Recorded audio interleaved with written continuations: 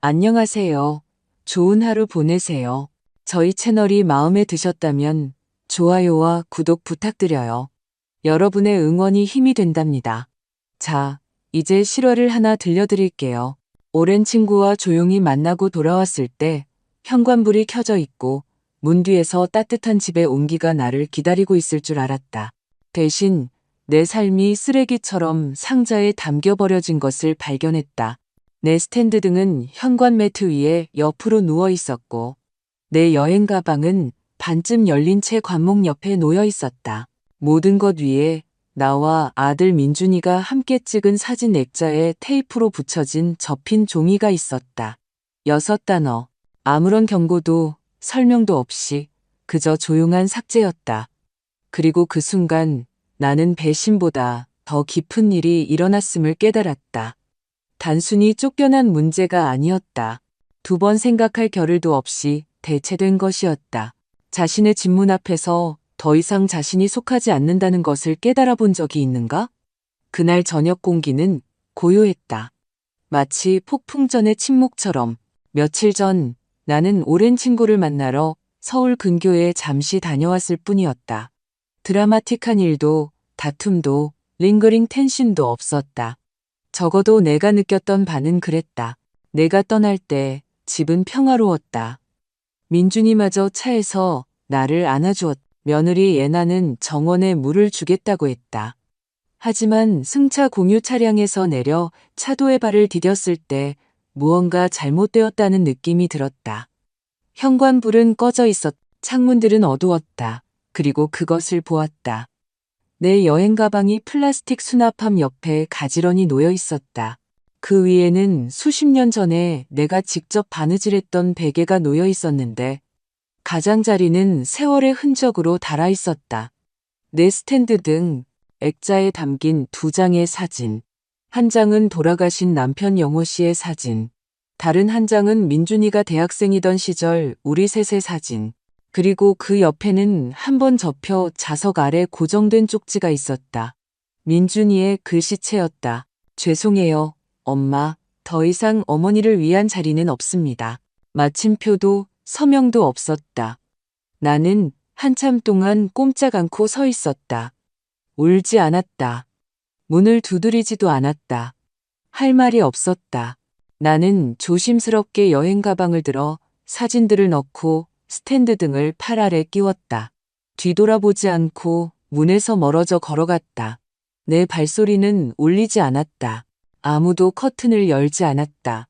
침묵은 그 어떤 고함보다 더 크게 울렸다. 길모퉁이에서 나는 멈춰서서 딱 한 번 뒤돌아보았다. 현관은 여전히 어두웠다. 나는 계속 걸었다. 그 첫날 밤. 나는 집에서 불과 몇 블록 떨어진 마을 텃밭 근처 벤치에서 보냈다. 편안한 잠자리는 아니었지만 아직 아무에게도 전화할 준비가 되지 않았다. 침묵이 필요했다. 잠긴 문이 주는 차가운 침묵이 아니라 이른 아침 공기와 단풍나무 잎이 바스락거리는 소리 속에 살아있는 부드럽고 꾸밈 없는 침묵이. 텃밭은 늘 나에게 평온을 주는 곳이었다. 몇 년 전, 예나가 나타나기 전, 민준이는 내가 그곳에 퇴비함을 만드는 것을 도와주었다. 나는 그에게 뿌리를 손상시키지 않고 허브를 다듬는 방법을 가르쳐 주었다. 민준이가 어렸을 때 나는 방과 후에 그를 이곳으로 데려오곤 했다. 이제 나는 같은 자리에 앉아 있었다. 더 나이가 들고 몸은 더 뻣뻣했지만 여전히 모든 것을 정리하려 애쓰고 있었다. 해가 막 뜨기 시작했을 때 나는 근처 버스 정류장으로 걸어갔다. 뚜렷한 목적지는 없었다. 그저 움직여야 했다. 오전 중반쯤 나는 공원에서 멀지 않은 곳에 늘어선 타운하우스들을 지나 걷고 있었다. 그중 한 채가 낯익었다. 민준이와 예나가 언젠가 그곳으로 이사할지도 모른다고 이야기했었다. 넓은 창문과 광택나는 난간이 있는 신축 단지였다. 그리고 그들을 보았다. 코너 유닛의 얇은 커튼 너머로 민준이가 식탁 근처에 서 있는 모습이 보였다. 예나는 그의 맞은편에 앉아 폴더를 뒤적이고 있었다. 그들의 머리는 가까이 붙어 있었고 표정은 집중되어 있었다. 예나가 웃었다. 민준이는 굳은 미소를 지었다. 그녀가 무언가를 들어올렸다. 부동산 브로슈어 같았다. 윤기 나는 하얀 조리대가 있는 부엌에 큰 사진이 보였다. 그녀는 열정적으로 그것을 가리켰다. 민준이는 시선을 돌렸다. 머그잔을 들어 입술에 가져갔지만 마시지 않았다. 그의 눈은 창문 쪽으로 향했고 찰나의 순간 나는 그가 나를 보았다고 생각했지만 그는 아무런 반응도 하지 않았다.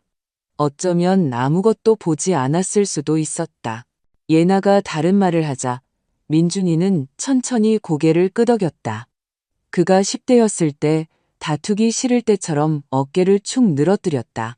그때 내 안에 무언가가 달라졌다. 지난 몇 달간의 모든 작은 순간들이 퍼즐 조각처럼 제자리를 찾아 돌아왔다.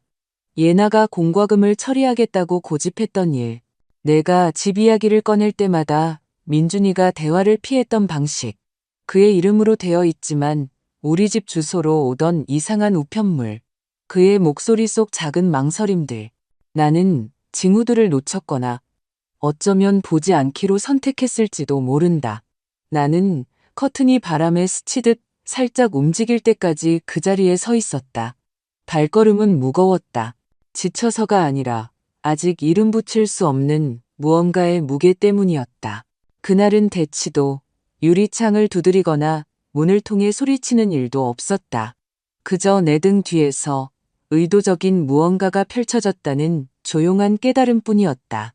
순간적인 결정이 아니었다. 계획적이고 계산적이었으며 나는 마지막까지 몰랐던 사람이었다. 나는 필요 이상으로 멀리 걸어갔고 결국 도서관 근처 호숫가에 다다랐다. 물 표면은 고요했다. 나는 돌담에 앉아 고요함이 내 안에 스며들도록 내버려 두었다. 옳지 않았지만 그 쪽지를 읽은 이후 처음으로 손상이 얼마나 깊은지 그리고 언제부터 시작되었는지 궁금해하기 시작했다. 다음 날 아침 나는 시립 도서관 쪽으로 발걸음을 옮겼다. 책 때문이 아니라 콘센트와 조용함 때문이었다. 내 휴대폰은 밤중에 방전되었고 이미 집에 도착했을 거라 생각했기에 충전기를 가져오지 않았다. 창가 근처 코너를 찾아 휴대폰을 꽂고 다시 전원이 들어오는 것을 기다렸다. 화면에는 알림 하나만 깜빡였다. 부재중 전화, 민준이. 음성 메시지도 문자도 없었고 그저 전날 밤 11시 42분쯤의 시간만 찍혀 있었다. 나는 잠시 그것을 응시했다. 그는 더 이상 연락하지 않았다. 나는 화면을 닫고 휴대폰을 주머니에 넣었다. 익숙한 목소리가 고요함을 깨뜨렸다. 누군가 내 이름을 불렀다. 처음에는 부드럽게, 그러다 더 선명하게.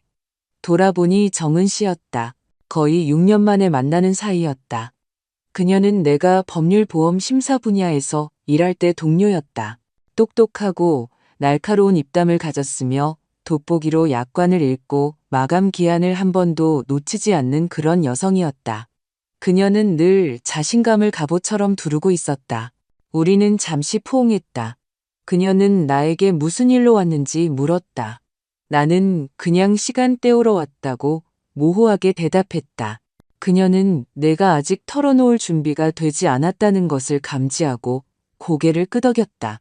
그녀는 복도 아래 커피 머신에서 커피를 권했고 우리는 옆 창문 근처에 앉았다. 무릎 노화와 정치에 대한 가벼운 잡담 후 그녀는 몸을 숙였다. 그녀는 일주일 전 지역 부동산 교류회에서 예나를 우연히 만났다고 말했다. 예나가 활짝 웃으며 집 계획, 곧 매물로 내놓을 가능성에 대해 이야기했다고 했다. 새로운 개발 단지가 생겨서 민준이와 함께 알아보는 중이라고 했다. 정은 씨는 내가 이미 집 크기를 줄여 이사한 줄 알았다고 했다. 나는 바로 대답하지 않았다. 정은 씨는 마치 검토 중인 서류처럼 내 얼굴을 읽었다. 그녀는 자세를 바로잡았다. 뭔가 느낌이 좋지 않네요. 그녀가 말했다. 나는 천천히 고개를 끄덕이며 침묵이 그것을 확인하도록 내버려 두었다. 정은 씨는 내가 집등기부 등본에 접근할 수 있는지 물었다. 나는 예전엔 그랬죠라고 말했다. 그녀는 소유권 정보를 다시 확인해 보라고 권했다. 그녀는 며느리가 재산관리 위임권을 몰래 바꿔 시어머니를 요양원으로 옮기고 6주도 채 안 되어 집을 팔아버린 사건을 처리한 적이 있다고 했다.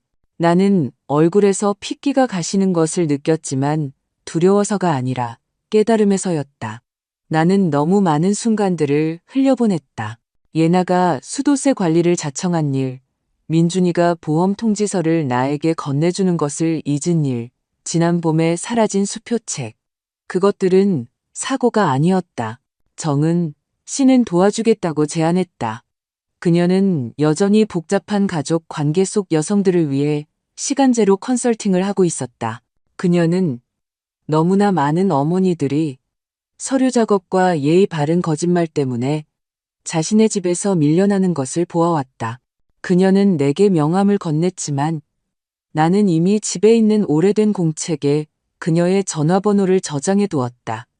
우리는 잠시 침묵 속에 앉아 있었다. 그녀는 재촉하지 않았. 그것이 오랜 친구의 미덕이었다.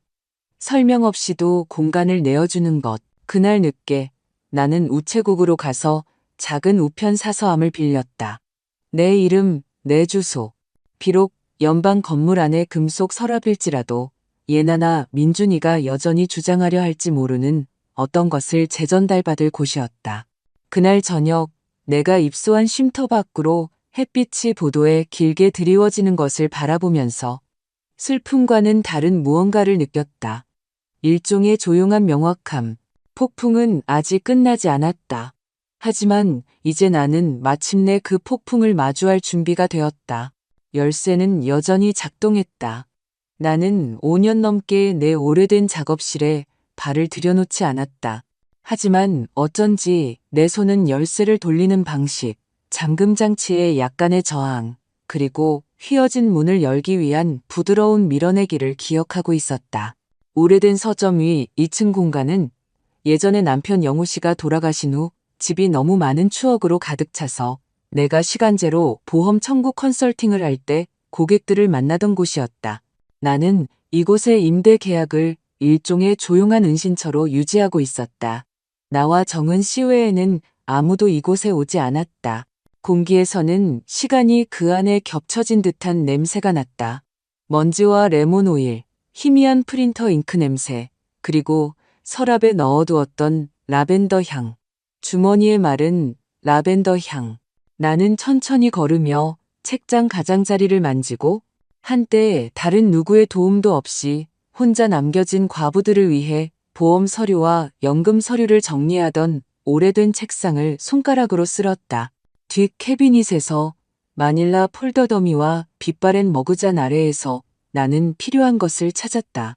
원본 등기부 등본, 공증된 소유권 사본, 그 모든 것이 여전히 내 이름으로 되어 있었다. 민준이의 이름은 어디에도 언급되어 있지 않았다. 수혜자로서도 마찬가지였다. 나는 책상에 앉아 모든 것을 앞에 펼쳤다. 더 많은 것이 있었다.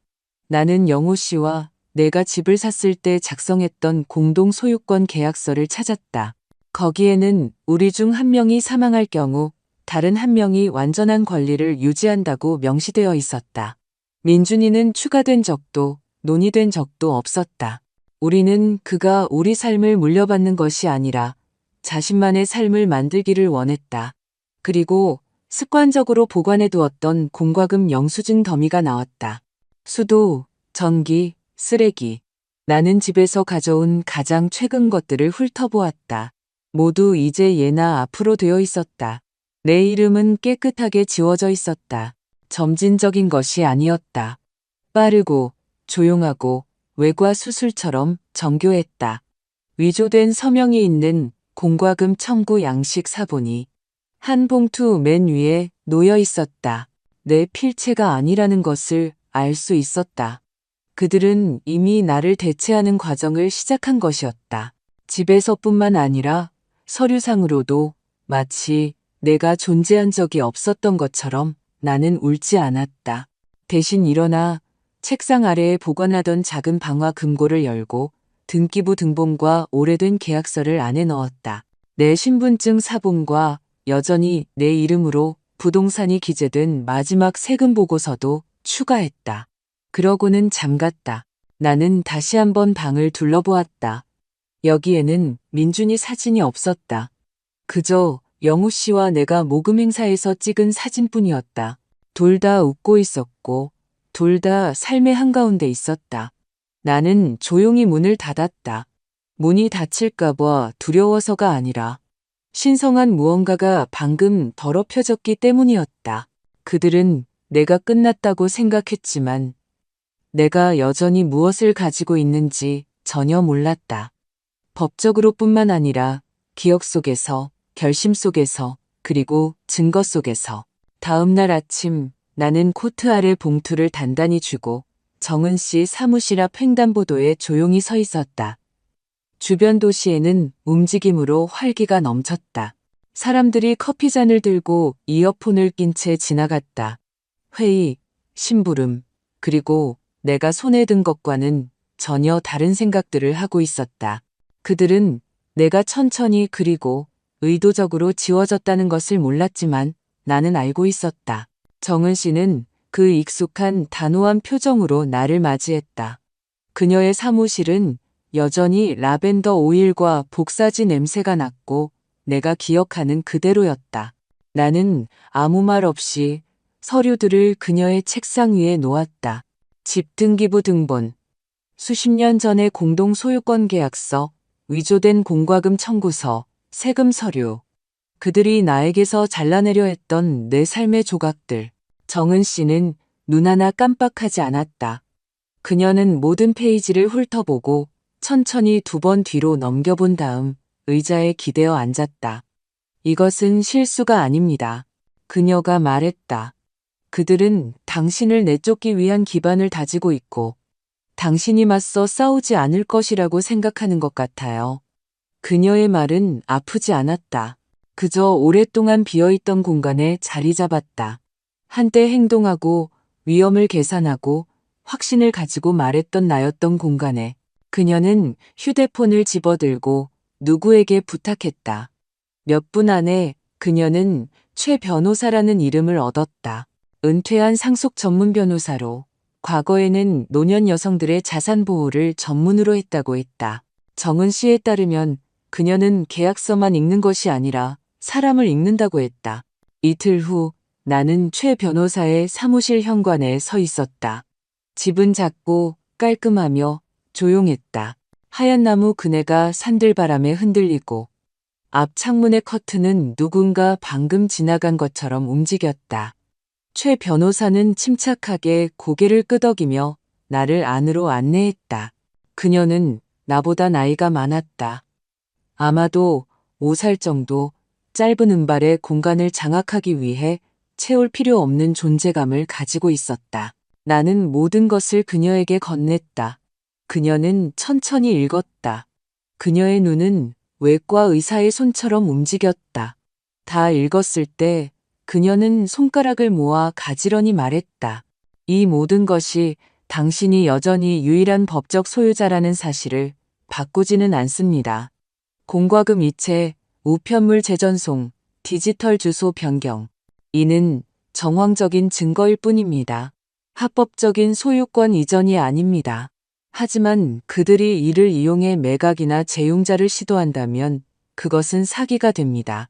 나는 고개를 끄덕이며 볼의 열기가 돌아오는 것을 느꼈다. 내가 얼마나 차가웠는지조차 깨닫지 못하고 있었다. 최 변호사는 다음 단계들을 설명해 주었다.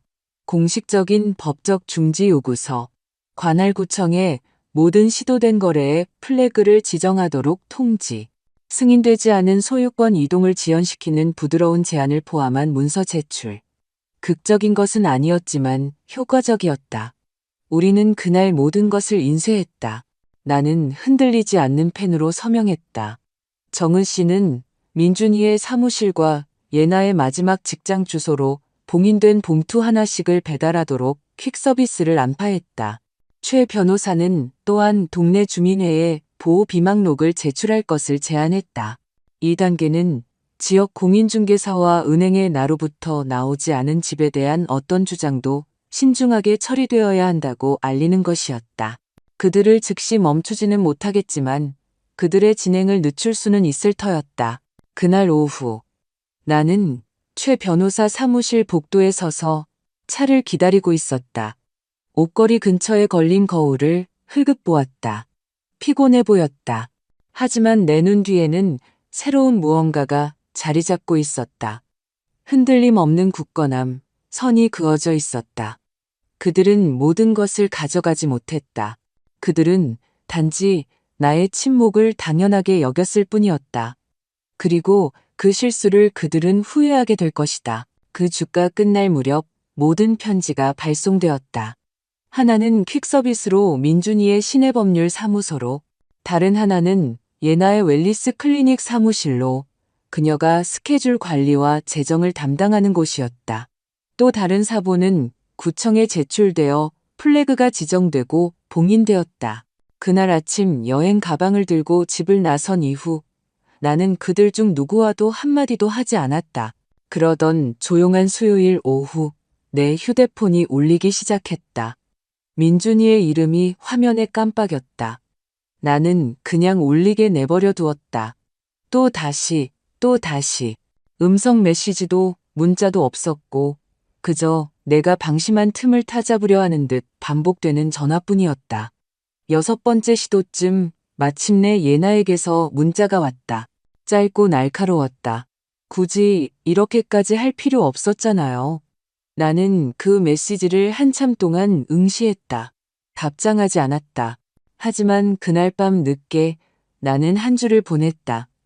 모든 것에는 이유가 있다. 이것도 마찬가지다. 침묵이 어떤 설명보다 더 크게 울릴 것임을 알았다. 다음 날 아침 나는 해 뜰 무렵 오래된 동네에 들렀다. 집에 가지는 않았다. 그저 공원 옆 보도를 따라 걸었다. 민준이가 어렸을 때 데려가곤 했던 텃밭이 있는 곳이었다. 멀리서 뒷마당이 보였다. 블라인드는 내려져 있었다. 정오가 되자 정은 씨에게서 전화가 왔다. 민준이가 그녀의 법무법인 공용 이메일로 서류가 유효한지 묻는 이메일을 보냈다고 했다. 최 변호사가 전문적이고 간결하게 직접 답했다. 법적 중지 명령이 유효함을 확인했다. 그녀의 변호사 등록번호를 포함했고 민준이가 독립적인 확인이 필요하다면 부동산 기록을 안내해주겠다고 제안했다. 법적 위협도 비난도 없었지만 명확함의 벽이 있었다. 그날 저녁 민준이가 내 작업실에 나타났다. 그는 문을 두드리고 한참을 기다렸다. 나는 그의 얼굴을 볼 수 있을 만큼만 문을 열었다. 그의 눈은 피곤해 보였고 화났다기보다는 혼란스러워 보였다. 그는 이야기할 수 있는지 물었다. 나는 옆으로 비켜섰다. 그를 환영하기 위해서가 아니라 내가 두렵지 않다는 것을 보여주기 위해서였다.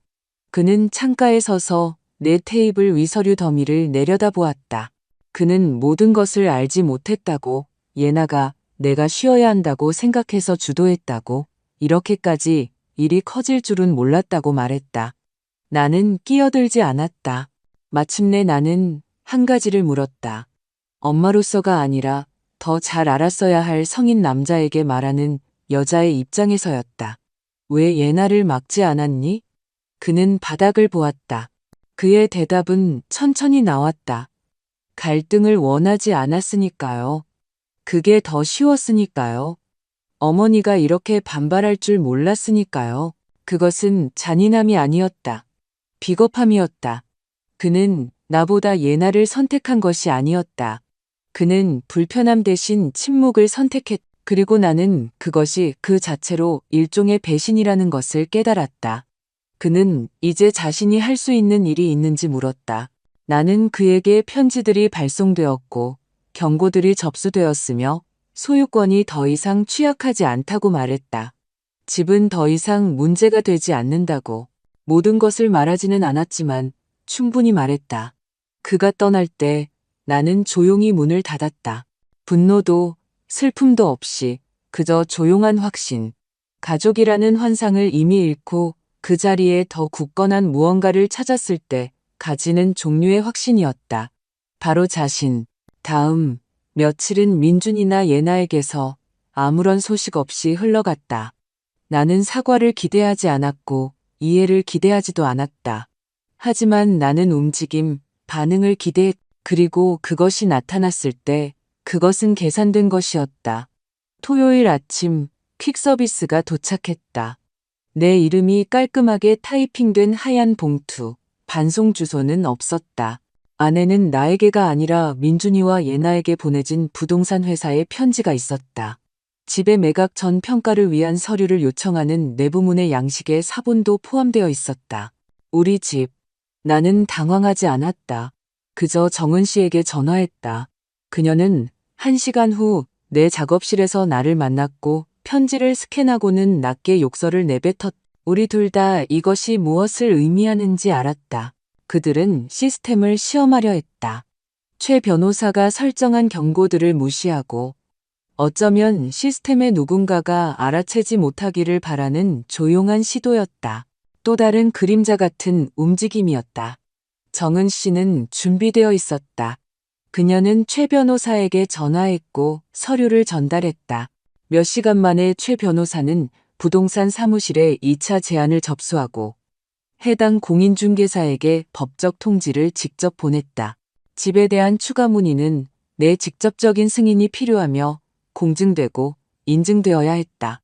내 집을 둘러싼 벽은 이제 강화되었다. 여전히 그들의 대담함에 놀랐다. 등기부에서 나를 지우려 했을 뿐만 아니라 마치 내가 전혀 중요하지 않았던 것처럼 행동하려 했다는 사실에 마치 내가 그 집을 짓는데 보낸 세월, 그 구석구석에 부은 사랑이 편리함을 위한 위조된 서명으로 무시될 수 있는 것처럼. 그날 밤 나는 얕게 잠들었다. 일요일 오후 민준이가 다시 왔다. 그는 문을 두드리지 않고 내가 문을 열 때까지 문 밖에 서 있었다.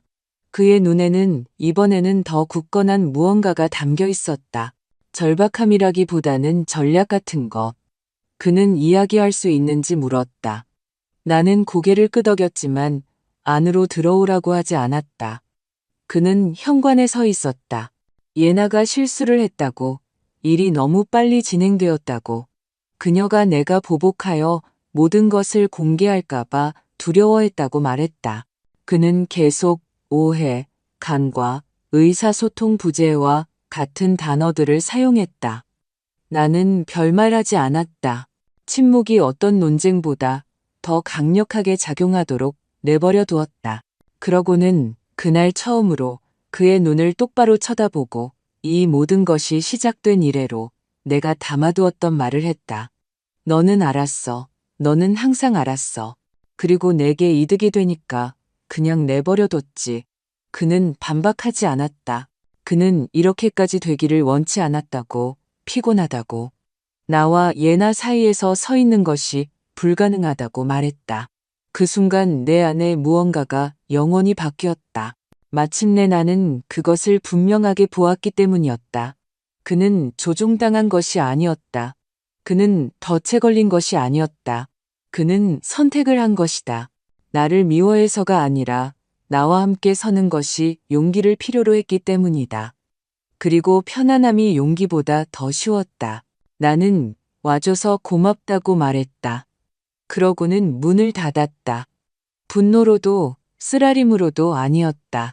그저 진실이 드러난 것을 본 사람의 마지막이라는 확신으로, 더 이상 보지 못하는 척할 수 없는 사람의 확신으로. 아침 안개가 낮게 깔려 있었다. 나는 마르티나의 사무실 쪽으로 길을 건너갔다. 손에는 스콘 봉지를 들고 있었고 가슴 속에는 조용한 결심이 있었다. 무언가가 아직 끝나지 않았다는 느낌이 들었다. 그리고 내 예상은 맞았다. 정은 씨는 내가 들어서자 창가에 서 있었다. 그녀는 나를 맞이하기 위해 돌아서지 않았다. 그저 인쇄된 페이지들로 두꺼운 파일을 들어 올리며 침착하게 말했다. 문제가 생긴 것 같아요. 그녀는 서류들을 책상 위에 펼쳤다. 첫 번째는 한 지역 은행의 대출 사전 승인 신청서 디지털 인쇄본이었다. 민준이의 이름이 있었고 내 이름도 있었다. 내 이름 옆에는 섬뜩할 정도로 익숙한 서명이 있었지만 내 서명은 아니었다. 내 이름의 조악한 복사본이 내가 한 번도 본 적 없는 칸에 끌어다 놓아져 있었다. 정은 씨는 특정 고객을 위해 사용하는 개인 기록 모니터에서 이 문서를 찾아냈다. 민준이의 활동 중 무언가가 가벼운 위험 신호를 일으켰던 것이다. 그는 공동 소유주 프로필로 온라인 계정을 만들고 위조된 승인 양식을 제출하여 집을 담보로 신용 한도를 확보하려 시도하고 있었다. 문서에는 스캔된 신분증, 내 오래된 운전면허증, 그리고 내 이름이 겨우 보이는 공과금 청구서가 포함되어 있었다. 급하게 확인하는 사람에게는 진짜처럼 보일 만큼 충분했지만 면밀한 검토를 견딜 만큼은 아니었다. 정은 씨의 얼굴은 굳어 있었다. 이것은 단순히 조작이 아닙니다. 범죄입니다. 나는 앉았다. 내 위장은 움직이지 않았다. 충격 때문이 아니라 일종의 지친 명확함 때문이었다. 그들은 단순히 내 삶에서 나를 지우려 한 것이 아니었다. 그들은 내 법적 존재마저 지우려 하고 있었다. 우리는 최 변호사에게 전화했다. 그녀는 그날 오후 정은 씨 사무실로 왔다. 한쪽 팔 아래 가죽 케이스를 끼고 있었고 안경 뒤의 눈은 날카로웠다. 그녀는 서류를 검토했다. 시간을 들여 그러고는 가지런히 말했다. 그는 허위 승인 기록을 만들었습니다. 온라인으로 제출했다면 위조, 통신 사기입니다. 최 변호사는 빠르게 움직였다. 그녀는 은행 사기 조사팀에 공식적인 민원을 작성하고 지역 검찰청에 조용한 경고 조치로 통지를 접수했다. 그러고는 다른 양식을 꺼냈다. 그것은 동네 주민회와 부동산 등기소에 제출될 것으로 내 이름이나 주소를 사용하여 이루어진 모든 거래나 청구를 내가 직접 확인하지 않는 한 동결시키는 것이었다. 조용한 봉쇄였다. 민준이는 다시 움직이려 할 때까지는 알지 못할 것이다. 하지만 그가 시도할 때 그는 벽에 부딪힐 것이다. 서류와 정밀함으로 지어진 굳건한 벽에. 최 변호사가 일하는 동안 정은 씨는 내 옆에 앉았다. 그녀의 목소리는 부드러웠다. 어떤 아들들은 어머니를 닮죠. 다른 아들들은 다른 본보기를 보고 배웁니다. 나는 대답하지 않았다. 그저 창밖을 응시하며 보도에서 빵 부스러기를 놓고 싸우는 참새 2마리를 바라봤다. 나는 잔디 얼룩이 묻은 청바지를 입고 무릎이 까진 채 같은 보도를 뛰어다니던 어린 민준이를 떠올렸다. 그러고는 자신이 벌지하는 것에 내 이름을 쓰려 하는 남자를 생각했다. 그날이 끝날 무렵 모든 것이 접수되었다. 최 변호사는 사본이 여러 시스템에 저장되고 경고가 표시되며 공증된 진술서로 백업되도록 확인했다. 나는 팔 아래 폴더를 끼고 분노보다 강한 무언가가 폐를 채우는 것을 느끼며 그곳을 떠났다. 그것은 명확함이었다. 그들은 나를 서류에서 지웠지만 이제 나는 나 자신을 다시 기록했다. 초대장은 민준이에게서 온 문자의 형태였다. 짧고 예의 바르며 너무나 예의 바른 토요일에 가족회의가 있습니다. 오셨으면 합니다. 오해를 풀 때입니다. 나는 한참 동안 그 메시지를 응시했다. 가족회의라는 문구가 화면에 마치 여전히 의미 있는 것처럼 내가 여전히 속해 있는 것처럼 남아 있었다. 나는 바로 답장하지 않았다. 최 변호사에게 전달했고 그녀는 몇 분 안에 답장했다. 만약을 위해 제가 같이 가겠습니다. 토요일 오후는 회색 하늘과 옷깃을 저절로 여미게 하는 바람과 함께 찾아왔다.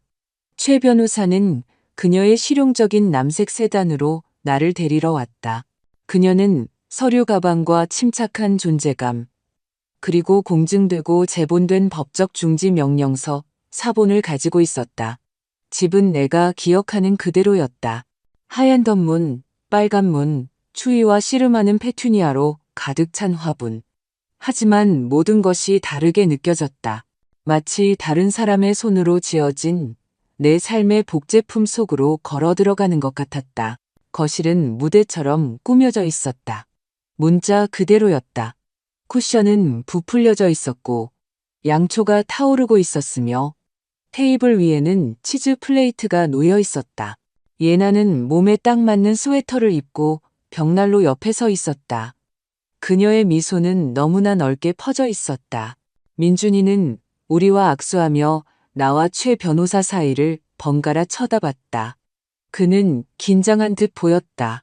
혼란스럽지도 화나지도 않고 그저 준비된 듯 보였다. 우리는 앉았다. 아무도 음식을 건드리지 않았다. 예나가 말을 시작했다. 그녀의 목소리는 마치 프레젠테이션을 하는 것처럼 부드러웠다. 최근에 좀 긴장이 있었던 것을 압니다. 그리고 우리는 여기 어머니를 초대해서 솔직하고 존중하는 대화를 나누고 싶었습니다. 이곳은 여전히 어머니의 집이기도 합니다. 그녀는 방을 향해 손짓했다. 최 변호사는 서류 가방에서 손을 뻗어 편지를 내려놓았다. 그녀는 목소리를 높이지 않았다. 그럴 필요가 없었다. 실은 이 집은 전적으로 제 의뢰인 이수진 씨 소유입니다. 모든 공식 문서상 여전히 법적 소유주이십니다. 그 외의 모든 주장은 공식적으로 이의가 제기되었고 기록되었습니다. 이것은 논의가 아닙니다. 확인입니다. 침묵이 흘렀다. 민준이의 얼굴은 창백해졌다. 예나는 한 번, 그리고 두 번 눈을 깜빡였다. 사람들이 계획이 공중에서 멈출 때 하는 그런 깜빡임이었. 최 변호사는 계속했다. 저희는 또한 여러 기관에 제출된 위조 문서들을 인지하고 있습니다. 그 서류들은 보고되었고 플래그가 지정되었습니다. 추가 조치가 계류 중이지만 현재로서는 제 의뢰인은 고소할 권리를 유보합니다. 예나의 목소리가 한 옥타브 낮아졌다. 저희는 이렇게 하고 싶지 않았습니다. 나는 그날 처음으로 그녀를 바라봤다. 정말로 바라봤다. 그리고 그때 나는 보았다. 균열, 통제력 상실, 그녀가 꾸며내던 어떤 이야기도 이제 산산조각 났다는 것을 깨달았다. 민준이는 말하려 했지만 멈췄다. 그는 그저 서류를 응시하며 주먹을 꽉 쥐었다. 나는 일어섰다. 나는 소리 지르지 않았다. 연설하지도 않았다. 그저 말했다. 너희는 내 삶에서 나를 지우려 했어. 내가 눈치채지 못할 거라고 생각했지. 그러고는 돌아서서 떠났다. 최 변호사가 뒤따랐다. 문에서 그녀는 멈춰서서 마지막 한 줄을 말했다. 다시 간섭하려 한다면 즉시 법적 절차가 따를 것입니다. 바깥 바람은 더 차가웠지만 신선하고 정화되는 느낌이었다. 돌아오는 길에 우리는 말하지 않았다. 그럴 필요가 없었. 그 침묵 속에서 무언가가 바뀌었기 때문이다. 그들은 나를 서류 속에 묻어버리려 했지만 나는 그들에게 내가 여전히 서 있다는 것을 보여주었다. 다음 날 아침 나는 단 하나의 하룻밤 가방을 챙겨서 오래된 집으로 마지막으로 들어갔다. 열쇠는 여전히 가지고 있었다. 등기부 등본도 여전히 내 손에 있었다. 하지만 소유와 소속감은 결코 같은 것이 아니었다. 그렇지 않은가? 예나는 부엌에서 불필요하게 힘주어 설거지를 하고 있었다. 민준이는 식탁에 앉아 어린아이처럼 손을 모으고 꾸중을 기다리고 있었다.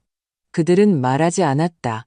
나는 잠시 문턱에 서서 침묵이 스스로의 경계를 그리도록 내버려 두었다. 그러고는 말했다. 나 이 집 팔 거예요. 예나가 얼어붙었다. 민준이가 고개를 들었다. 입을 벌렸지만 아무 말도 하지 않았다. 나는 계속했다. 복수도 아니고 누구를 벌주려는 것도 아니에요. 그저 내 것이니까. 그리고 더 이상 나를 잊어버린 벽들과 내 이름을 공유하고 싶지 않으니까. 나는 폴더를 테이블 위에 놓았다. 안에는 이미 서명된 매매 계약서가 있었다. 최 변호사는 모든 것을 은밀하게 처리했다. 모든 것을 본 여성만이 가질 수 있는 정밀함으로 민준이의 목소리가 갈라졌다. 하지만 어머니는 어디서 사세요? 나는 그를 바라봤다. 불친절하게는 아니지만 부드러움 없이 그건 네가 신경 쓸 일이 아니야.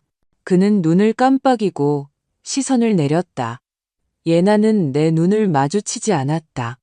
그녀의 어깨가 떨리는 것을 보았지만 아무런 위로도 주지 않았다. 위로는 이미 다 써버렸다. 남은 것은 명확한 뿐이었다. 떠나려고 돌아서면서 나는 멈췄다. 마지막으로 할 말이 있었다. 유일하게 중요한 말.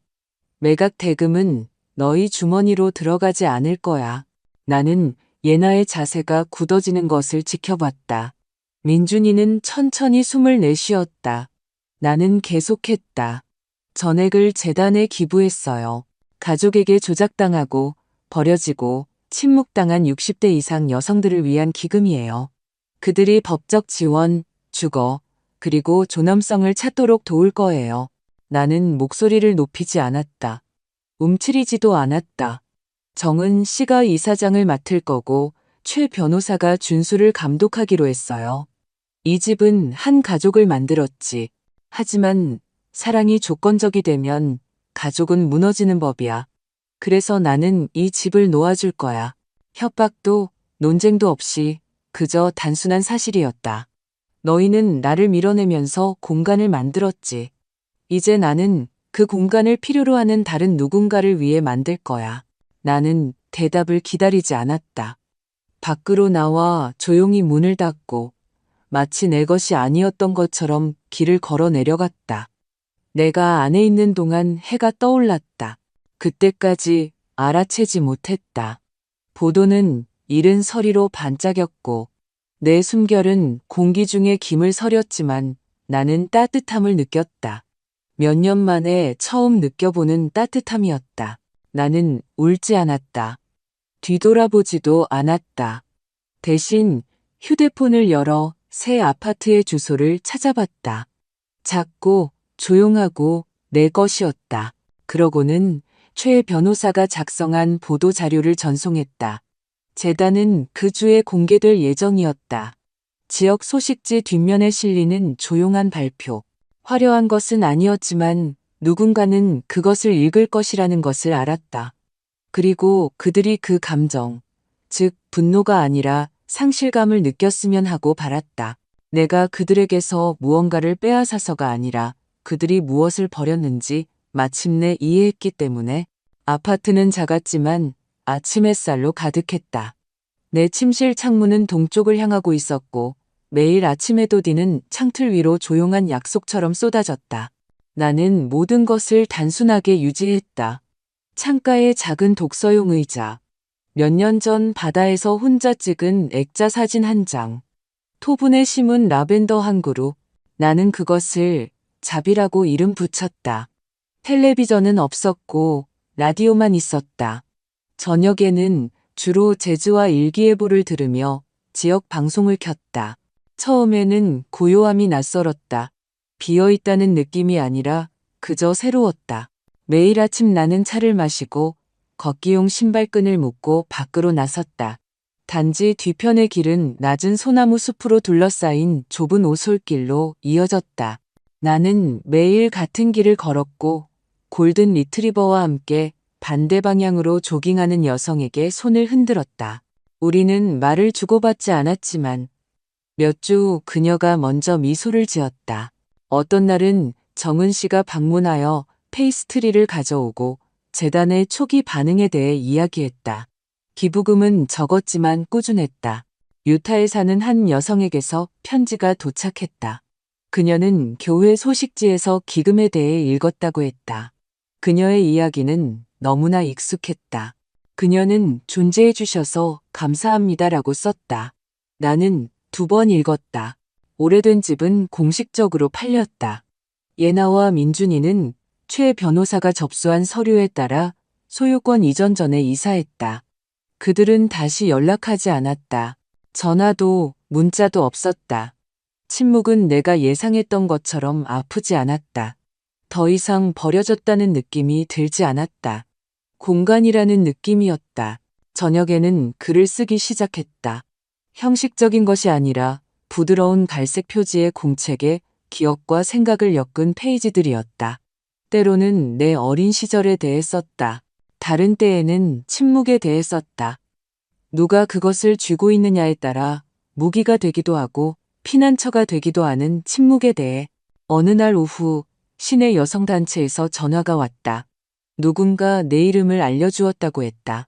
그들은 노인 자율성에 대한 세미나를 주최하고 있었고 실제 경험을 가진 연사를 원했다. 나는 망설임 없이 네라고 말했다. 그날 밤 나는 창가에 서서 주차장을 내려다봤다. 가로등 불빛이 아스팔트 위로 긴 그림자를 드리웠다. 나는 작게 느껴지지 않았다. 지워졌다고 느껴지지 않았, 그저 현재에 존재한다고 느꼈다. 그 안에 평화가 있었다. 나는 불을 끄고 침대에 누워 침묵이 나를 감싸도록 내버려 두었다. 세상을 차단하기 위해서가 아니라 마침내 내 숨소리를 듣기 위해서였다. 어느 날 오후 책상 아래 작은 수납장을 정리하다가 그것을 다시 발견했다. 사진. 민준이의 대학 졸업식 때 찍은 사진이었다. 모두가 있었다. 민준이, 예나, 심지어 네브래스카에서 온 올케도. 액자는 항상 사진에 비해 너무 커서 나는 유리 뒤 모서리에 말린 데이지를 넣어두곤 했다.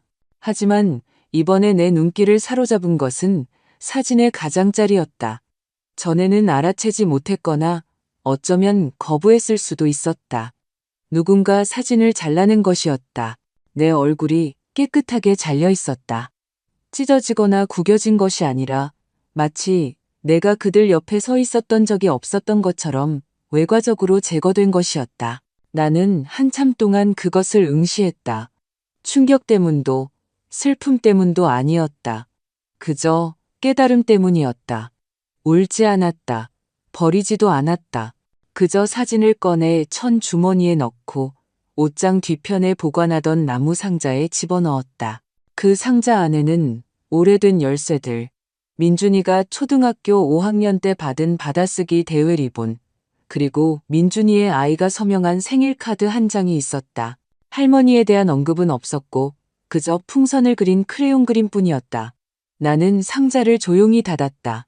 분노도 슬픔도 없이 그저 고요한 뿐이었다. 사람들은 치유가 시끄럽다고 생각한다. 천둥처럼 찾아온다고. 하지만 때로는 숨결처럼 움직인다. 거의 존재하지 않지만 조용하고 느리게. 하지만 그것이 도착하면 모든 것을 바꾼다. 나는 민준이나 예나를 내 기억에서 지우지 않았다. 그저 그들의 삶에서 나를 지워버린 사람들을 중심으로 내 삶을 살지 않기로 선택했을 뿐이다. 놓아주는 것에는 힘이 있다. 복수도 아니고 자존심 때문도 아니다. 명확함을 위해, 평화를 위해. 그 봄, 나는 창틀에 새로운 라벤더를 심었다. 그것은 고르지 않게 햇살을 향해 비뚤게 피었지만 자랐다. 그것으로 충분했다. 나는 뒤돌아보지 않았다. 단 한 번도. 이 이야기가 당신 안에 조용한 자리를 찾았다면 들어주셔서 감사하다. 너무나 많은 여성들이 마침내 자신을 선택하기 전까지 수년간의 침묵 속을 걸어간다. 당신도 말로가 아니라 존재감 속에서 지워졌다고 느껴본 적이 있는가? 당신의 이야기를 나누거나 그저 성찰해보기를 권한다. 당신의 이야기는 나의 이야기처럼 무게가 있다. 그리고 때로는 그것을 이야기하거나 들음으로써 우리는 조용히 꾸준히 우리만의 방식으로 다시 피어난다.